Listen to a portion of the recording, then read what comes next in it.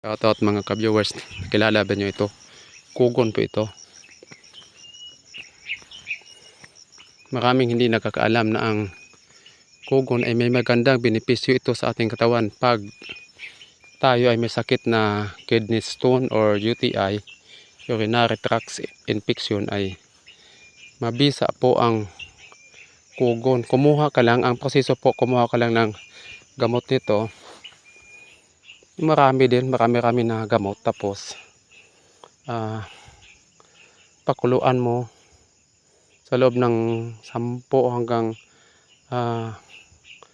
20 minuto, tapos palamigin mo, tapos inumin mo. Subok ko na ito mga ka-viewers, ang gamot ng kugon. Napakaganda ito. Maraming kugon dito sa amin. Iwan ko sa inyo kung yung lugar kung mayroong kugon, pero kung wala, maghanap kayo. Kung may masakit kayong UTI or kidney stone, mabisa po ito. Sana i-share ninyo itong ating video para makalaman din ng iba. Magandang umaga.